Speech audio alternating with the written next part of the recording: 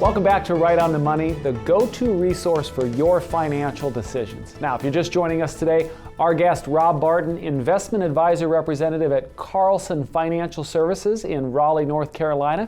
And so, Rob, we've been talking about money and marriage and faith and how important that is. Yeah.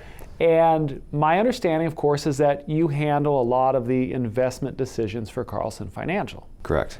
So let's talk a little bit about investment planning. And that gets so interesting. There are so many choices when it comes to places to put your money. Yep. How do you go about making those decisions? And how does it, I'm sorry, I got a double question here. How does it fit in with following our faith? It's a great double question. I would say the lead in with that, the initial conversation ties into what we were just mentioning with communication and marriage. Oftentimes, with the married couples that we work with, we get together and in trying to identify what their goals are and what their risk tolerance is and what their time frame is for their investment portfolio, we find that it doesn't actually align with what they're invested in and where they currently stand from an asset standpoint.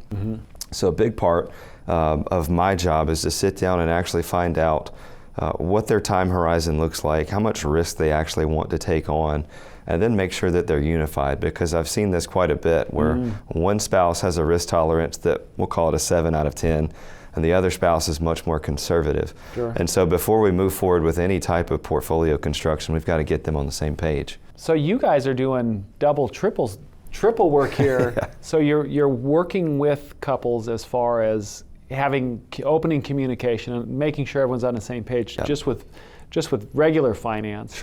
And now you're taking it up a notch to get that communication on with the investment. That's got to be really challenging. It can be. It's also really rewarding.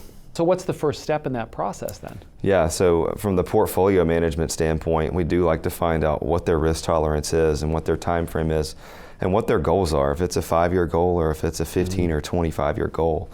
And then we really dive into the technical piece of the portfolio and evaluate the current risk that they're taking on. From a strategic asset allocation standpoint, we evaluate the asset classes that are there and say, maybe you're too heavily weighted in one asset class or one sector or another, and then help to de-risk the portfolio so that we're still getting the rates of return that are still seeking the rates of return that we want to see without taking on the additional risk that we have to. So how does the conversation go, or where does it go when you have a couple where, like you said, somebody's maybe a 7 out of 10 on how much risk they're willing to take, and the other spouse is more conservative? What do you do? Yeah, sometimes that's a tough conversation. Other times when we start working through that, we often see that folks really don't understand what a 7 out of 10 means. And so when we're able to show them the risk coefficients for different asset classes, it typically helps to paint a picture to say, oh, that makes sense and I'm comfortable with it. I just didn't realize that I was. There's got to be a lot of eye-opening that happens in these conversations. Typically, yeah. I would imagine so. So we've got to add in another layer. So Carlson Financial, so you're working with folks, young couples, as it relates to marriage, helping them open a line of communication on just day-to-day finance. You're taking the next level and having a conversation on investment class, risk, where is your money at, what kind of returns. But then you take it a whole nother level because of stewardship and your faith. Can you talk about that then? Correct, yeah. So we move from strategic asset allocation and even tactical asset allocation as well, because we don't want to ignore what's happening in our world and our economy and the international economy and all the other risk associated with either being in international or domestic stocks or asset classes. And so beyond the initial portfolio construction of the what and the when is then helping to align folks, help them align their faith and their values with what they're invested in. And what I've seen a lot of times is there are different investment strategies that people want to choose based on, is it socially responsible, is it environmentally responsible, or even is it morally screened? Talk a little bit about the screening process. How does that work? Sure. So obviously from a suitability standpoint, we want to meet with the client and find out what their faith and values are, and what they want to see represented in their portfolio, because they don't want to invest into things they don't support.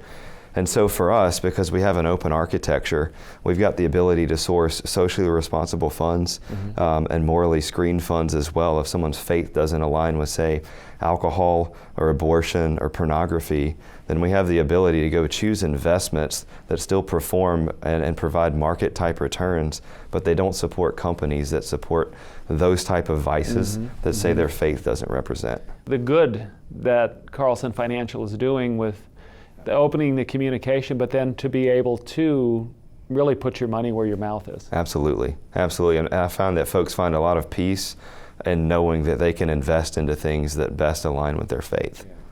Well, tell me this. So I know that you do workshops, and you meet with couples that may be a little newer in marriage. Maybe in that what would be the demographic, kind of the? I would say the young professional, the 25 to 45-year-old range. And I love my single friends and single folks as well, so we do the workshop for them too. But anyone in that age range that's trying to get a good idea of what a financial plan should look like, we want to be able to help them forge that. We want to help them to be able to understand the investment world, what options are available, and then provide a platform where they can make decisions that best align with their goals. You know, getting started early, how many times do you hear that? If I only would have known. Quite often. Yeah, and quite often. To be able to provide that, but then to be able to provide something that matches up with their faith and what they believe, and it puts their money into action in the right ways. Absolutely. If I wanted to come to a workshop, how do I find out? Yeah, give us a call at the office or go to our website and click on the events tab and scroll down. You'll be able to click on that, register the event, and see which dates are offered. Rob, it has been fantastic having you here today. That is our time. But now don't forget, you can watch full Right on the Money episodes on our official YouTube channel or at rightonthemoneyshow.com, where you can get up-to-date financial news and insights from the top insurance and financial professionals in your area. Thank you for watching. We'll see you next time.